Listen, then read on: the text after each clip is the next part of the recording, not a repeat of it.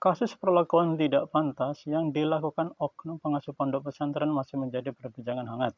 Pernyataan yang menyebut tindakan itu sebagai sekadar khilaf sempat menimbulkan perdebatan apakah benar itu hanya khilaf biasa ataukah sudah merupakan kejahatan berat yang tak bisa dimaafkan. Kini jawaban mulai terlihat jelas. Sang korban beserta keluarga akhirnya bertemu dan didampingi langsung oleh pengacara ternama Hotman Paris Hutapea beserta tim hukum dan pendamping hukum lainnya.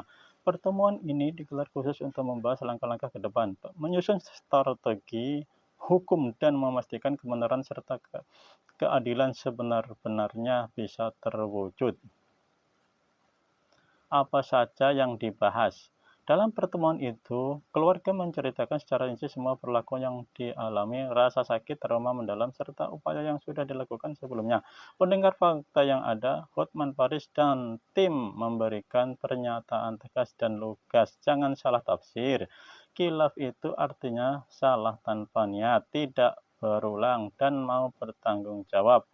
Tapi kalau tindakan itu dilakukan berulang kali, ada niat jahat, memanfaatkan kedudukan kepercayaan dan menyakiti orang yang lemah, itu bukan khilaf, itu kejahatan, ini pelanggaran berat, dan pelaku harus dihukum seberat-beratnya, sesuai hukum yang berlaku.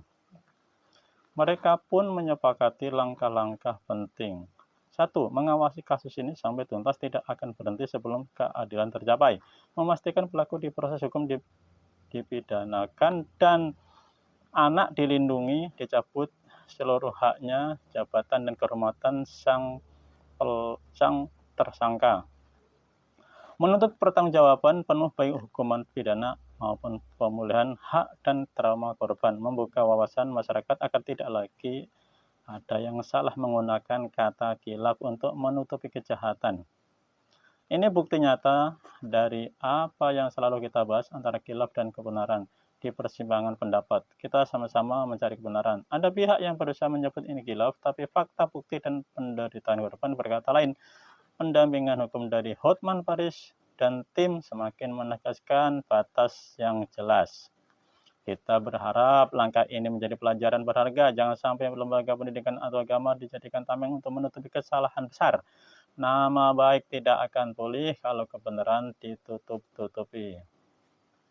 Semoga perjuangan korban ini menjadi jalan terang bagi banyak orang yang masih diam menahan sakit. Semoga kasus ini selesai dengan adil. Pelaku mendapat hukuman setimpal dan korban bisa pulih, mendapatkan hak kembali serta hatinya kembali damai.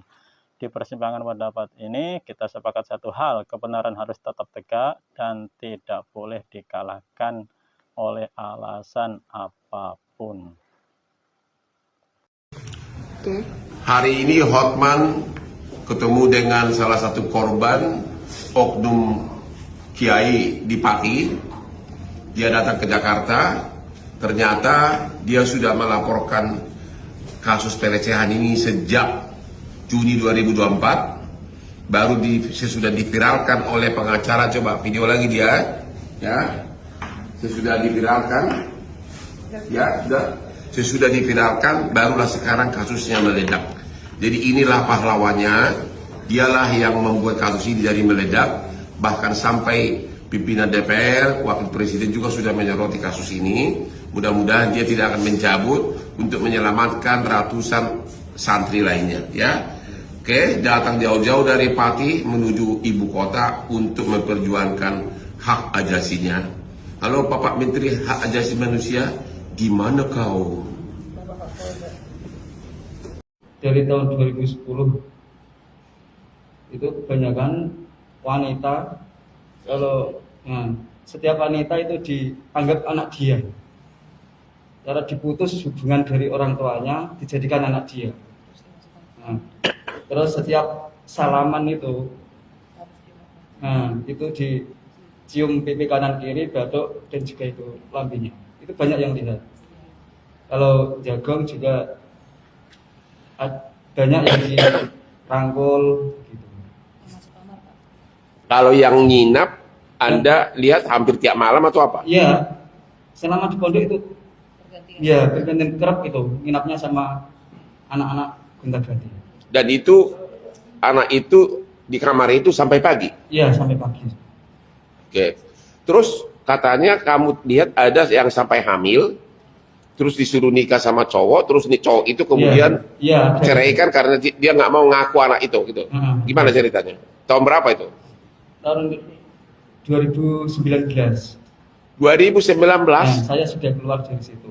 Oke, Itu yang kan teman itu dapat info dari teman. Dulu ada screenshotnya WA nane orang itu. Kalau orang tua cewek itu kan budak di situ semua, kerja di